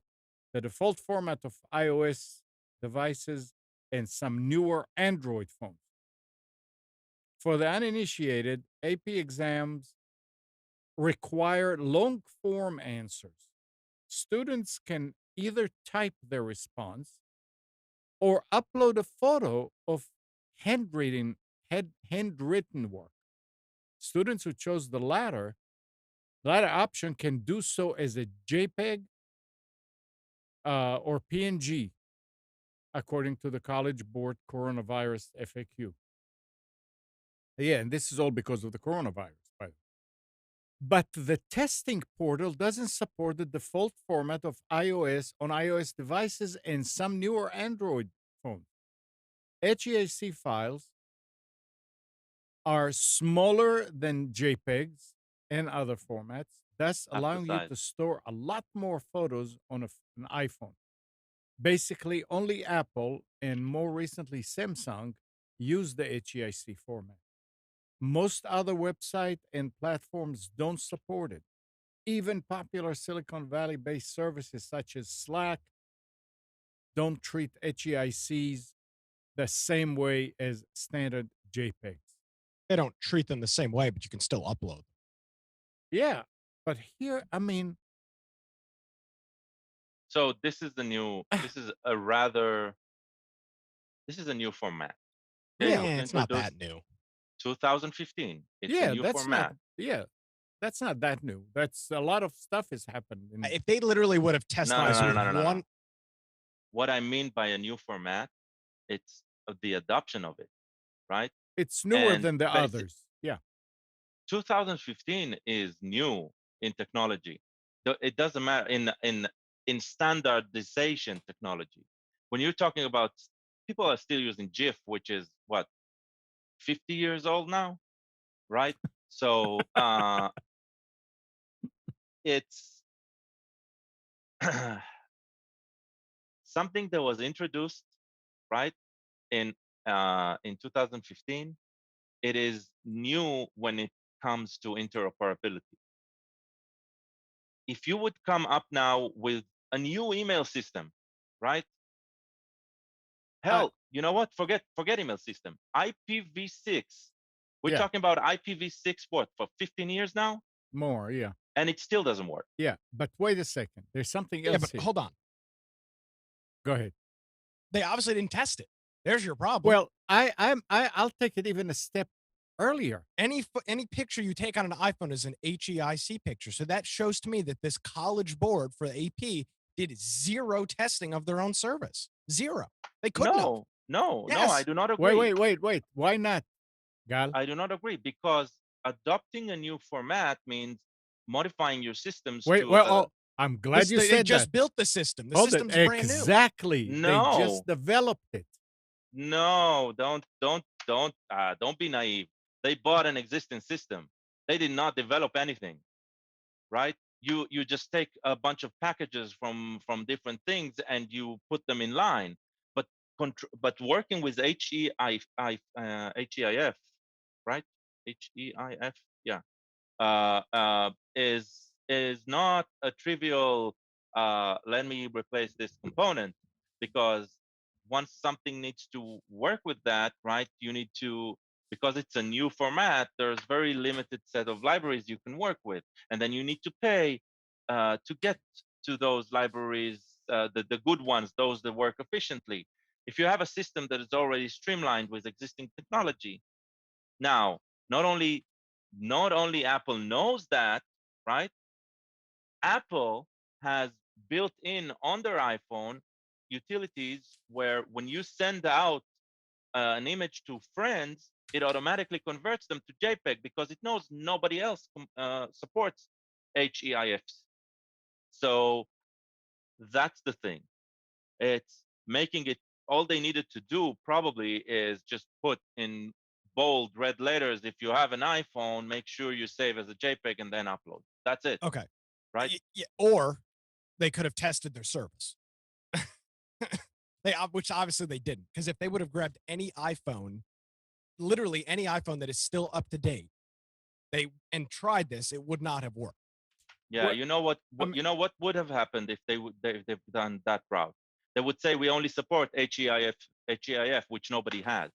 So only iPhones Well, it does. and only new iPhones, right? So you're talking about a problem of what, 5% of the population? No, I disagree. This is a huge issue. Go walk into a high school. Everybody's got an iPhone. Not the latest one from the last 2 Doesn't- years. It doesn't matter. It's the last 2 years. It's any iPhone that's running iOS upwards of iOS 13 or something like that. Every picture on my phone is HEIC, and every This time I need to is- get it as a JPEG, I have to convert it. This is Apple's 3.5 millimeter standard jack Yeah, but all hold- over but- again. But no, it's not. It's not. is all over again. Why can't this service test their own damn system? Why is there no No. liability on these people? Now, Nick, in No. all, It's not No, like what do the you mean, no? iPhone. It's So not like you the develop- iPhone wait, isn't hold on. possible. It's Why not is You like the iPhone. develop a system. You develop the a iPhone system can- and then don't test it. And then The and then- iPhone can send a JPEG, can What- save a JPEG, what- can what is- use a JPEG. wait How? Wait a second. In all fairness to the whole story, I mean, listen good. Students can either type or upload. correct. Those students who chose the latter option can do so as JPEG or PNG format according to the College Board Coronavirus FAQ. So if the students read the FAQs, Yeah, but they would know students they don't can know only what use the it. hell image I know, format their I phone understand, Has. I mean, I but- come agree. on. The But- problem is the phone, not the Okay, so the college board should what? Regulate that people use Android phones or just fix their damn No, upload it's not service? about Android phones. There's some Android phones working with the HEIF as well. How Only hard one. Is it Only one. The how hard newest. is it to allow this image format though? It's not. It's more. Skype it's allows more it? involved. I can It's upload more an image to involved. Skype. I will send you Yeah, an image Skype. right now on Skype. I'll send you an image on So you're on, talking about on something Signal. that is developed by a major technology company that that has the balls to So the- use something new. The Come on. college Okay, board so I can't want to develop a understand system something. like this. I want to That understand. sounds like the biggest cop out in the world. Wait, I want to understand something. Who said that? Who just said that? If you send a message with an image in an HEIC Yeah, image when you open in iPhone, you open the message and then you send it to somebody via email, to for example. another iPhone. Right, it converts it to JPEG. Okay, so why Not if didn't you it upload it to Google convert? Drive, it doesn't. Then why didn't it convert it when sending it to that? I don't know what the process is. I'm not saying that. First of all, right, when it comes to choices like this is purely an Apple thing of hiding the details and forcing, right, everybody else to conform later. And this is exactly the fallout, right? Now everybody is pointing a finger at the college board. I'm saying the college board is it's like a huge slow organization, right? Show me a single bank here in the States that would accept something in even PNG and not JPEG, right? The reality is real systems are very slow to adapt to new technologies. And so anybody who is adapting the new technology needs to make it very clear how to not use that new technology with old systems, right? This is practically banks still using Internet Explorer 9 because nothing else would support their application. I don't Right? know about that. I'm not saying the bank is okay because of that, but I'm saying this is no surprise at all, and it's no surprise that the clash is with something like an iPhone. Let me ask you this question, both of you. Are there any utilities out there to take an HEIC image and Yes. I'm convert Sure it? there are. There There's are. probably- I Are use there them all the open time. source ones that don't cost a penny? Yeah, there's websites. I'm that do it. guessing Okay, there are. all right. Yeah. So, why? I mean, remember here now, those students, and from what I heard on the news, are going to have to go through the tests again. That was the complaint. Why couldn't the school board take those that had an HEIC? I'm assuming they could upload it, but they couldn't. Nobody could open it and see what it is. Why No, I'm couldn't? guessing that when it uploads, it rejects it because it can't. It's not in a format, so everything breaks, right? It's not Okay. like they keep Well, in the that file and say, case, "We'll then no. look at it later." It's a system. The system says, "I don't know this file." Interesting. I would still So HEIF itself is a container that may not be may not be subject to royalty fees, okay. but um, it seems like currently the solutions to convert are all based on some sort of royalty based component. Yeah, but that's not the So point. I mean, the schools should have the funds to do that, and it's probably not just one school. It's the school system, and they could have said, okay, who would be willing to write us the? I'm sure there'll be a dozen programmers that would say, yeah, we'll help you. We'll develop it for you. Don't worry about it. Yeah. The college board who sucks money out of everything they can doesn't have enough money to upload to HEICs. That's a bunch of bullshit. Absolutely ridiculous. They could have. I mean, Yeah, they could have, and but again, they in didn't test it. hindsight, That's what we go back to. They didn't test their system. Plain and simple. or If it they was wait, right, if wait, it wait, wasn't wait, right, it wait, doesn't wait, matter. wait, They didn't test it. wait, hold it. I still defend them by what the article says that they did put it in the FAQs, only JPEGs and PNGs. That means that they knew that it doesn't work, and they notified the people, hey, don't do it. But it's up to you then to go and read the FAQs. I understand. I mean, they could have done something that when you upload the file, it'll come back and say, we don't recognize this I'm guessing that's what happened. format No, or something, it's something that will, and at that point, I would think, and I don't know, again, I don't have an iPhone. I don't know how hard it would have been for the student to convert it and upload it. It's I not. have no idea. So I've But it's uploaded a lot of images during the past 6-7 years, right? With Yeah. all the visa applications and green card application, and I can tell you that none of the systems that are run on the government side support anything other than JPEG. Not even PNG, But did you not know that? anything. Did you know it? Yeah. The moment you try to upload something, Yeah. even if you didn't read anything, you'll try to load it and then it say you cannot upload this. We only accept this and this and this and this Okay. formats All and right. this and Yeah. this resolutions and this sizes. And that's the situation here. That's what I'm saying. I'm saying, yeah, a bunch of people got slapped by a technical jargon sentence, right? Uh, at a moment of stress when they were trying to submit their test, and they got slapped by technology. But and I'm coming to the defense of reality here. Reality check. We're living in a very technological infused reality, and there is one particular company, right, that is pushing what it deems as the right solution, right?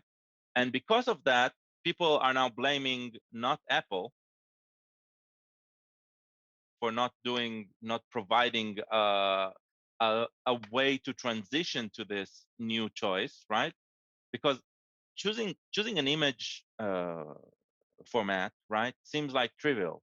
Hey, it's half the size. I'm suddenly with 64 gigabytes memory. I suddenly have what I would have had with 128, right? It's a no-brainer, right? But when it comes to interaction with the world, right, you need to dumb it down. And in this case, dumbing it down, it means working with JPEGs only. So I applaud them for, I don't know that I would blame Apple because Apple is giving you something better that right, but will they need that to and somehow that's help you and transition. wait, and that's their right to come up with this.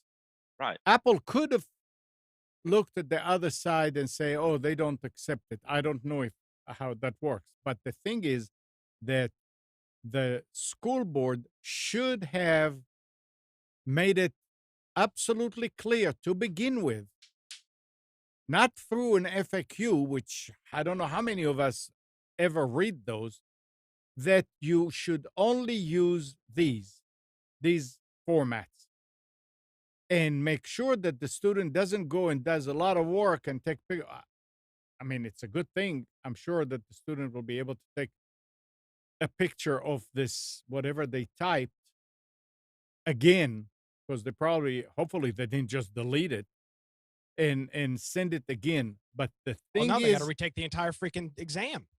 yeah, they have to take the whole exam. Now, it would be really nice if the images went together with a certain name, an ID that will uh, ID it as their uh, image, and they can turn around and take a picture and send it back, and it will fall in the right place because of the code, the number, the pin, call it whatever you want. But We'll when consider that for a future release. but when you are putting that system out there for kids to pass an exam, and an exam, a very important exam, which by the way, there are some universities now that says we don't care about these anymore, those AP. But for the kid and for the family, it's very important. And they should have, I still say, yeah, they should have a workaround script, patch, call it whatever you want, to their system that would do it. And maybe they should take it with the people that wrote the program to begin with, that they bought them from, like Gal said. Hey, why didn't you put that in there? Look what it's costing, what it's causing now. These And at least so we know, so other states will not buy that software. You one know, thing I can say about these teenage, these high schooler kids, right? yeah. If when HEIF was introduced, they still found a way of how to post it to Instagram. They still found a way of how to post it to Yeah. their social Because all network. those services Right deal with them. today, not when I have the new OS came I out. have It took never had an issue uploading an image from my iPhone to an app. Never. okay, and I'm telling you that I've experienced it on the other end, right? And when a new format is hit, not all of the services support it. And yes, 3 years, it's still a very, very short time in technology adoption. Well, I would say since People are still using yeah, go the ahead. college board's revenue in 2019 was $1.7 billion. I think they can figure out how to take a goddamn HEIC image and put it on their service. That is the biggest bullshit cop out I've ever heard. You're acting like it's some little, side company. These guys made almost $2 billion last year. They're a freaking nonprofit, and they for the college exam board, and they can't figure out how to upload a damn image. I mean, that Instagram can do it, Snapchat can do it, Skype can do it, Facebook can do it, Twitter can do it, Google Drive can do it, Signal can do it, WhatsApp can do it, every other app can do it. But these guys that made $2 billion last year can't. That's insane. Yeah, I think This isn't some mom and pop shop. These guys made $2 billion last year in revenue. If it was social media, it'd be one thing, it'd be an inconvenience. But this was a big I freaking guess deal they for figured kids. out, let's not spend the money and just put it in the facts. No, that they have to didn't use test it. No. Let's just go back to it. They could not have tested this. There is no inconceivable way that they didn't test this. I would One freaking iPhone trying to upload an image, they would have said, "Holy shit, we've got a huge problem here." and One test. and they could have, and that's why they said to use only JPEGs and Yeah, Hey, but People it's don't know what image unacceptable. formats they have on their phones. Are you kidding me? huh? It's unacceptable that they allowed it to go out this way and they just put a footnote in there to say, watch out for this, because they knew they just eliminated. What do you think the market penetration is for iPhones compared to other phones? What's the percentages? In young people, it's over 80%. So there you go. This isn't some fringe 2% thing. This is, I'm not saying that I'm not saying Apple's in the right. I'm not an Apple fanboy, but the fact that the College Board a non-for-profit that has been around since 1899 and made $2 billion last year can't convert an HEIC to a JPEG for their system is unexcusable. You wouldn't give this pass to anybody else. We'll see what comes out of it. You said something interesting. You said 80% penetration in the market of that age whoever, right? Yeah. Amnon, your news article, it says how many could not do it. How No. many? No, it didn't say that. It It says just it said- has a percentage of the amount of people who will need to take the exam again. No. No, I mean that was on the news. I can't remember. No, the article okay. did not. It just said some students. Some students. Okay. I mean, didn't say how many students. I don't think they can count. But they did have a fix so that if you wanted to upload a picture of yourself on a rowing machine so you could get admission into a college, that would work. No problem with that. I just, I'm No, obviously that could have been. there can be solved. fault on both sides. I'm not saying that there isn't, but this is just you're supposed to test things, and if they tested it, they would have realized this is going to be a major problem for a lot of people, and obviously they didn't, or they just don't care. And if that's the case, then the government should strip away all their funding because they're obviously not looking out for the interests of their students that they're supposedly helping when they're sucking $2 billion out of the government tit every year. Okay, let me ask this. Let me ask this. At the beginning of the exam, right? Yeah. Before entering the exam, if they would have had a page and said, upload a picture here, right? And it would reject it because it's HEIC, it'll say, we only accept JPEG and PNG. Will we have had this discussion? But it did Yes. say. So they cannot The enter. point is they didn't do it though. No, yeah, but they would still reject, right? But then it will be okay, right? So it's all Yeah, because then about students just would go making about it a different way. They would type their exams up instead of writing it by hand and taking a picture. Exactly. Okay, I agree. It's just So we're not in disagreement, right, about whether they should support or not support. They just should make things very clear what they support and what they do not. I just don't know how you can't take the file format when literally every other service can. Well, I don't know what it took them to develop this and get this, and how long. Yeah, it does matter because, as you said, they didn't test. Testing is time, so it does depend on how much time you have. That's irrelevant. It's not irrelevant. It is absolutely irrelevant. Just because you have a lot of money doesn't mean you have infinite time to do anything you have. Okay, so now they've got time to re-administer this test to thousands of students before testing the damn thing once? I mean, come on. That's ridiculous. That's what I don't know. They're going to have to re-administer this exam to thousands of students that could not complete it. And I would find it very interesting if the new iteration of the test will actually accept HEIC, or just make it clear that they cannot accept HEIC. Okay, so let me say this. Maybe the word is not they did not test it. They did not even know that this is going to happen, maybe. Which means they didn't test it. If that was me, if I was the board, I would say, wait a second, guys. We cannot accept it from Apple. Take that option off the menu. Bingo. The kids are going to have to send it in like everything else. Type it into whatever. Yep. Take it out. So it's not a technical problem anymore. That whether they tested it or not and they left it there in conversion and all that. If that option was not available, we wouldn't be talking about it right now. So it's a decision. It's a decision. In many circumstances, it's how you deal with the issue. Right. It happened. It happened, right? Yeah, maybe whatever reason it happened. What we should say is they didn't deal with it right. Yeah, if they were a for-profit company, they would be.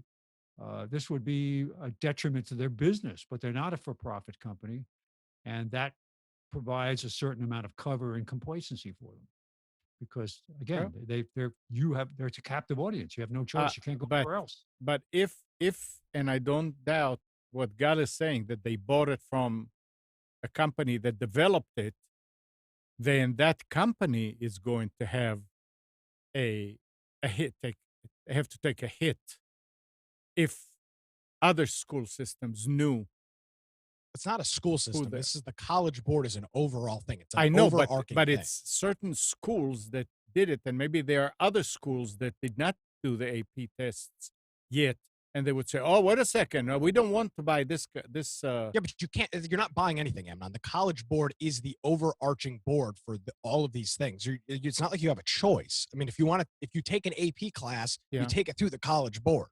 There's no alternative for it. Okay. Yeah, they're By the way, govern- the largest funder of the College Board, the Bill and Melinda Gates Foundation. So they could, but obviously they couldn't figure out technology. You know, Yeah. the guy that wrote the guy that Microsoft couldn't Windows have told them. yeah, hey, but Microsoft you- couldn't have figured it out. Yeah. Pretty funny. Well, Just, I mean, literally, all I'm saying, literally one test with an iPhone would have shown that this was an issue. One. yeah, All but they had to do was one. But Nick, in your opinion, what would they supposed to do at that point? Either get rid of the option or allow it. Again, we're acting like this is a file format that you can't upload. I can send you an image on Skype. I can upload images to Instagram, Snapchat, Yeah. Facebook, Twitter. So we're Everywhere assuming. can accept So these again, image formats. yeah, but it was worked into the software to Okay, recognize then work it into your and, software. and I munch mean, this it. isn't. That's a cop out excuse. Yeah. Work it into your software.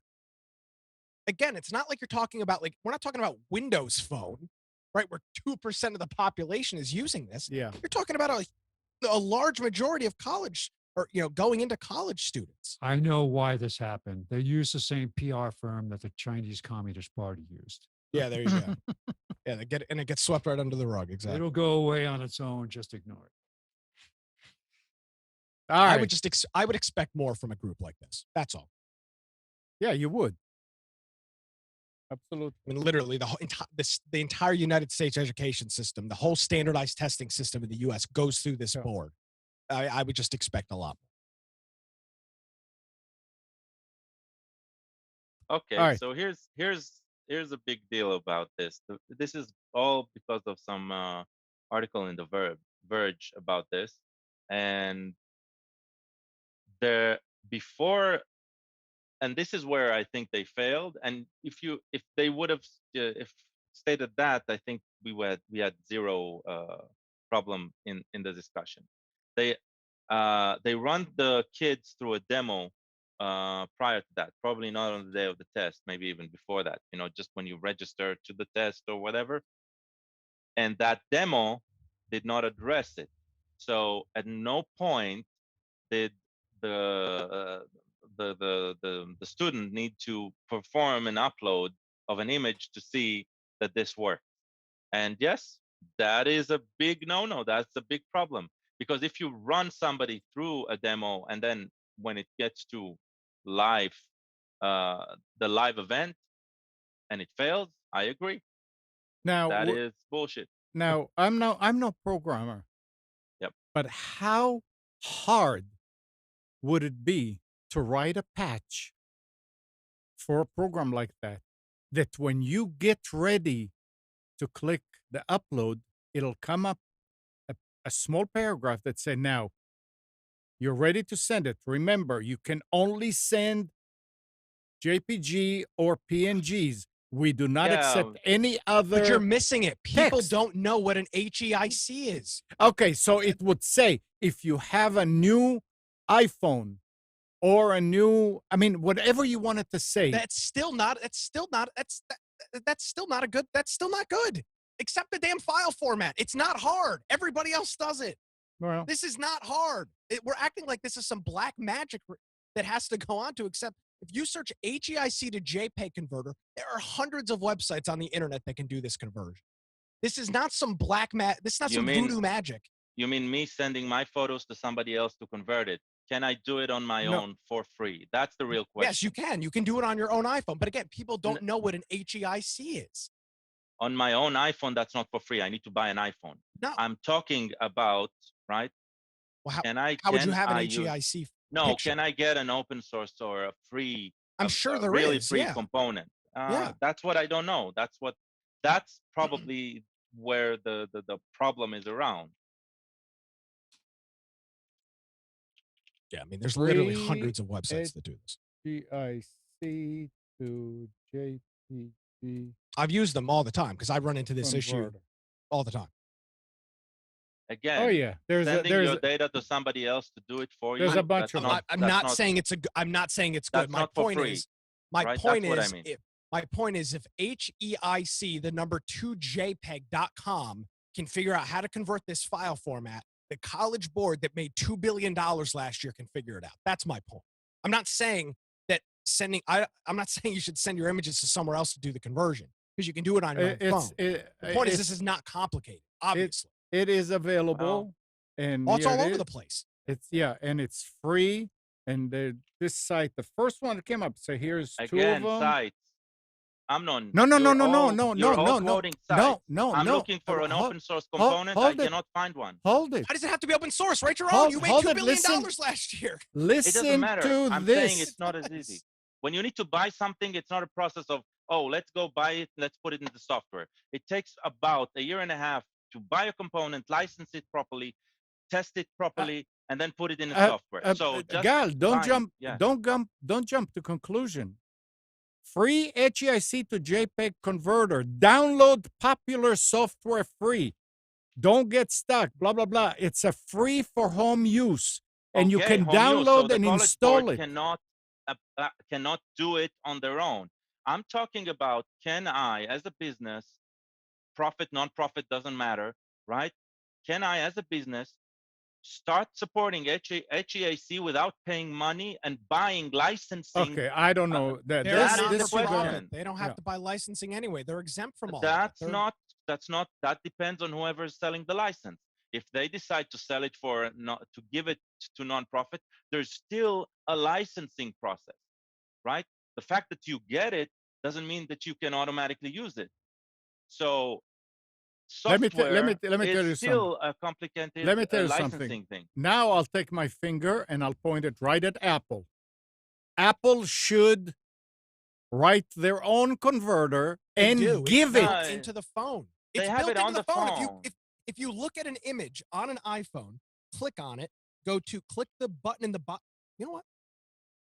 You know, I got this. I got a solution. We need to go on Judge Judy and let her decide this. With that, gents, I got to go. No, I mean, can you imagine? Paint. I mean, can you imagine the feeling of a student that studied and everything, and now he's doing, and geez, I have to go through this all over again.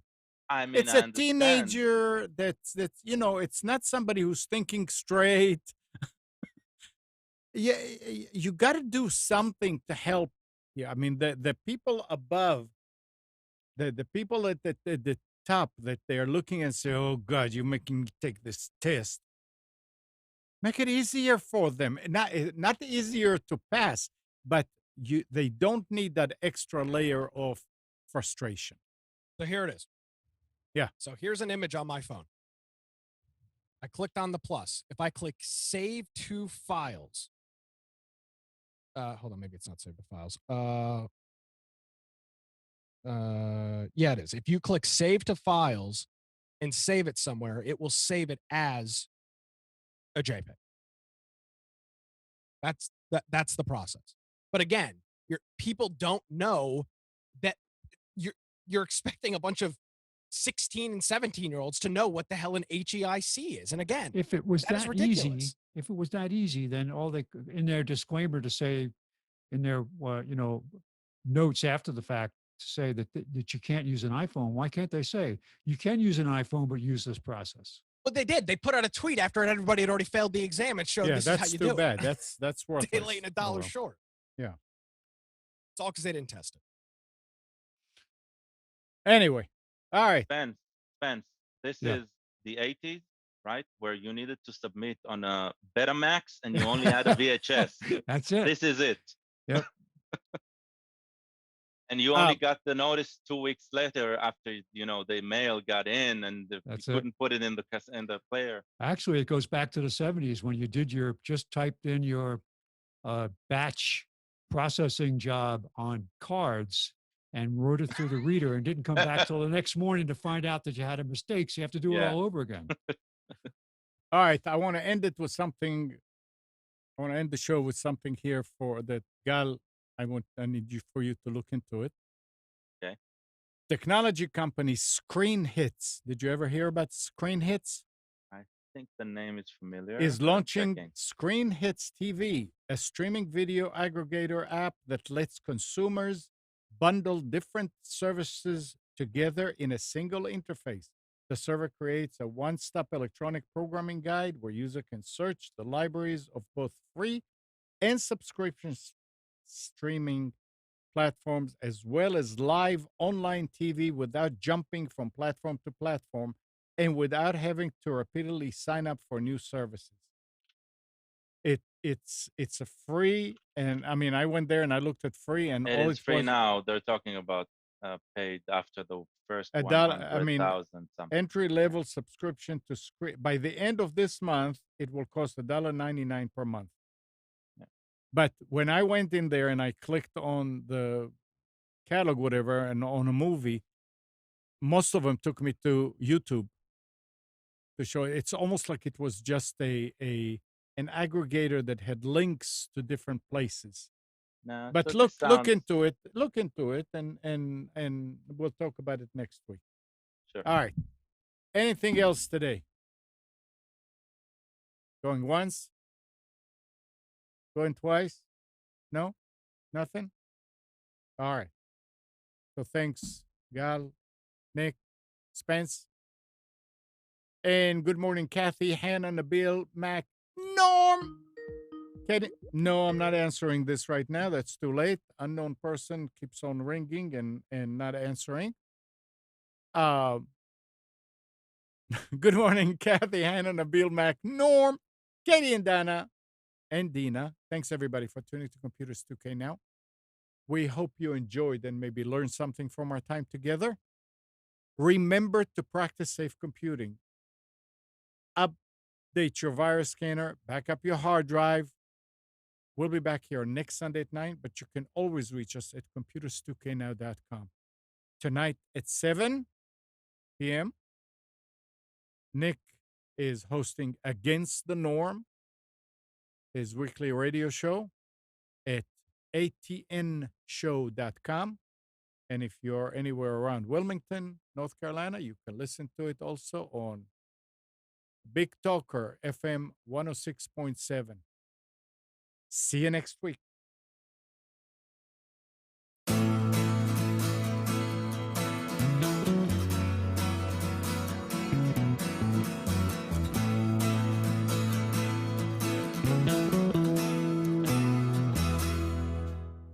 You are tuned to the Nissan Communications Network. If you tuned in too late, you can always watch each program in its entirety or download an MP3 audio file of it in the archives section at nissancommunications.com. Don't forget to subscribe to our YouTube channel, follow us on Twitter, and like us on Facebook. Sponsored by Telestream's Wirecast software, StreamingGear.com, Carolina Apparel, and DeltaForce.net.